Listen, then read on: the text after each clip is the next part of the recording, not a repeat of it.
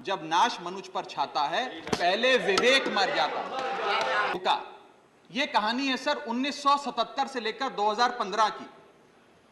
लगभग 40 साल का लंबा संघर्ष भारतीय जनता पार्टी ने दिल्ली में पूर्ण राज्य का दर्जा स्थापित करने के लिए किया। 1977 में जब थर्ड मेट्रोपॉलिटन काउंसिल दिल्ली में था, उसमें जनता पार्टी की सरकार थी। उन्होंने मता पास कर कहा कि दिल्ली को पूर्ण राज्य का दर्जा बनाएंगे। लगातार पूर्ण राज्य की दर्जे की मांग करते करते करते करते ये 1989 का लोकसभा का मैनिफेस्टो मैं बीजेपी का लाया हूं। 1989 के मैनिफेस्टो में पेज नंबर 361 पे पॉइंट नंबर 10 पे ये कहते हैं, grant statehood to UT of Delhi. यानी कि 1989 से लेकर लगातार ये लोग दिल्ली को पूर्ण राज्य का दर्जा दिलाने की मांग करते रहे। यहां तक कि जब 1991 में कांग्रेस की सरकार ने दिल्ली में विधानसभा का गठन किया, उससे भी ना पर्याप्त मानते हुए लाल कृष्ण आडवाणी जी, मदन लाल खुराना जी सबने बयान दर्ज कराए कि यह भी दिल्ली के साथ न्याय नहीं है, दिल्ली को पूर्ण राज्य का दर्जा मिलना चाहिए और हम इसके लिए आंदोलन चलाएंगे। और लगातार इन लोगों ने संघर्ष किया, आंदोलन किया। सर 1998, 1999 में फिर अपने मैनिफेस्टो में बीजेपी ने, ये 1999 का मैनिफेस्टो है, ये जारी कर कहा कि हम दिल्ली को पूर्ण राज्य का दर्जा देंगे। Page number 132 point number 31, we will give full statehood to Delhi. Sir इन लोगों ने बड़ा आंदोलन चलाया, संघर्ष किया, सड़कों पे लाठियां खाई, न जाने क्या क्या किया दिल्ली को पूर्ण राज्य का दर्जा दिलाने के लिए। और अंततः वो दिन आया जिस दिन वाजपेयी सरकार और वाजपेयी सरकार के उप प्रधानमंत्री आदरणीय लाल कृष्ण आडवाणी जी इस सदन के भीतर एक बिल लाए, द कॉन्स्टिट्यूशनल अमेंडमेंट बिल 2003, जो दिल्ली को पूर्ण राज्य का दर्जा देता है। यह बिल आडवाणी जी इस सदन के भीतर लाए और कहा कि दिल्ली को अधिकार देने की जरूरत है, दिल्ली को पूर्ण राज्य का दर्जा भाजपा दिलाएगी। यहां भी बात खत्म नहीं होती सर।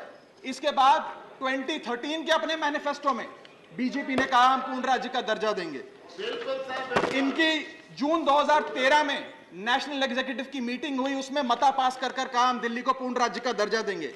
यहां तक कि इनके सांसद डॉक्टर हर्षवर्धन ने बयान दिया कि जब आदरणीय नरेंद्र मोदी जी देश के प्रधानमंत्री बनेंगे, हम दिल्ली को पूर्ण राज्य का दर्जा देंगे। ये इन सब ने सर लगातार बातें कही और दिल्ली को पूर्ण राज्य का दर्जा दिलाने की मांग लगातार भारतीय जनता पार्टी दिल्ली वालों के सामने रखती रही। सर ये बिल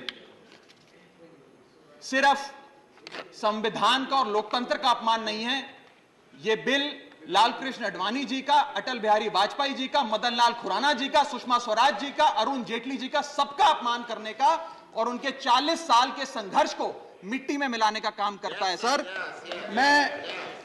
मैं माननीय गृह मंत्री जी का बयान लोकसभा में सुन रहा था। उन्होंने कहा कि नेहरू जी ने, पंडित नेहरू ने यह बात रखी थी कि दिल्ली को पूर्ण राज्य का दर्जा नहीं मिलना चाहिए। मैं माननीय गृह मंत्री जी से कहना चाहता हूं, नेहरूवादी मत बनिए, आडवाणीवादी बनिए, वाजपेयीवादी बनिए और दिल्ली को पूर्ण राज्य का दर्जा देने का आज आपके पास ऐतिहासिक मौका है। दिल्ली को पूर्ण राज्य का दर्जा दीजिए। सर इस बिल को लाने का असल कारण क्या है, यह बिल क्यों लाया गया है? पिछले 25 साल में दिल्ली में 6 बार विधानसभा के चुनाव हुए, 6 के 6 चुनाव भारतीय जनता पार्टी बुरी तरीके से हारी।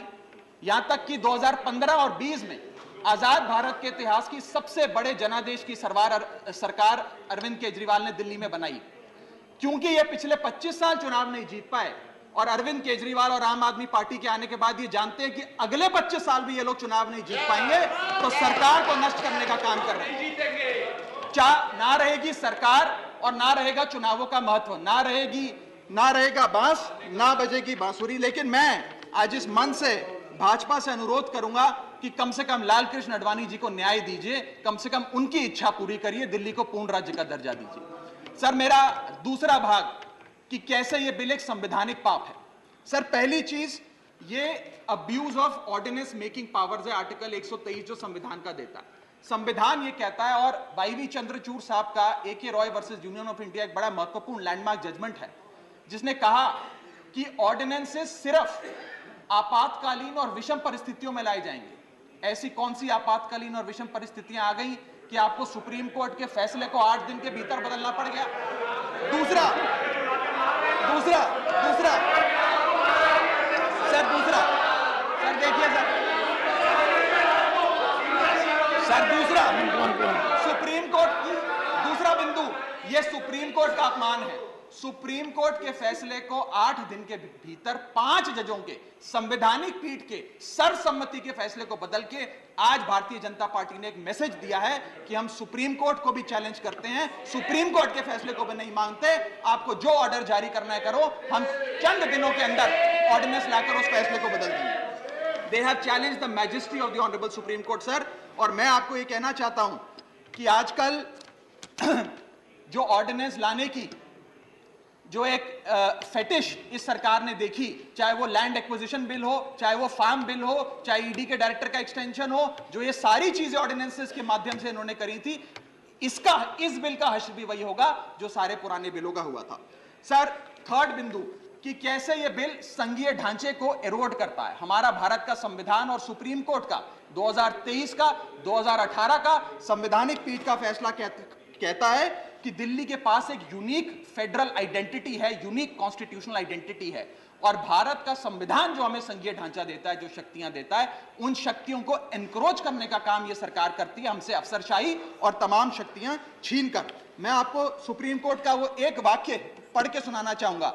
The majority in the 2018 constitutional जज bench held that while the NCT of Delhi could not be accorded with the status of a state, the concept of federalism is applicable to Delhi. हम पूर्ण राज्य नहीं है, लेकिन फिर भी राज्य का दर्जा एक संघीय ढांचे के परिप्रेक्ष्य में दिल्ली को मिलता है। उसके बाद सर, इन लोगों ने तो कमाल ही कर दिया, आज बिना संवैधानिक संशोधन लाए संविधान को बदल दिया, मात्र एक एक्ट ऑफ पार्लियामेंट से, जो आज तक शायद भारत के इतिहास में कभी नहीं हुआ। सर, इसके बाद यह बिल पार्लियामेंट्री अंडरमाइन करता है प्रिंसिपल्स ऑफ कलेक्टिव रिस्पांसिबिलिटी को। भारत का संविधान कहता है सर कि परमानेंट एग्जीक्यूटिव और पॉलिटिकल एग्जीक्यूटिव मिलके लेजिस्लेचर के प्रति जवाबदेही होंगे, ये प्रिंसिपल ऑफ कलेक्टिव रिस्पांसिबिलिटी है। इसमें से परमानेंट एग्जीक्यूटिव यानी कि अफसरशाही को छीनकर ये पूरी तरीके से कलेक्टिव रिस्पांसिबिलिटी का प्रिंसिपल, जिसपे सरकारें चलती हैं इस देश में, उसे ध्वस्त करता है।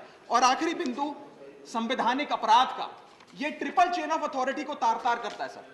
ट्रिपल चेन ऑफ अकाउंटेबिलिटी ये होती है कि अफसरशाही की जवाबदेही मंत्री को, मंत्री की जवाबदेही लेजिस्लेचर को, और लेजिस्लेचर की जवाबदेही जनता को।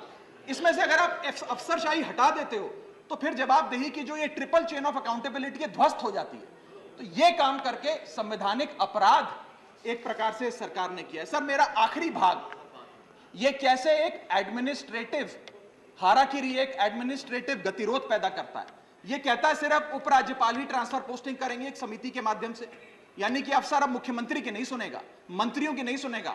अगर अब दिल्ली में किसी के घर में बिजली नहीं आ रही, पानी नहीं आ रहा, किसी के बच्चे का स्कूल में दाखिला नहीं हो रहा, तो वो उपराज्यपाल के पास जाएगा, अपने मंत्री मुख्यमंत्री के पास नहीं जाएगा।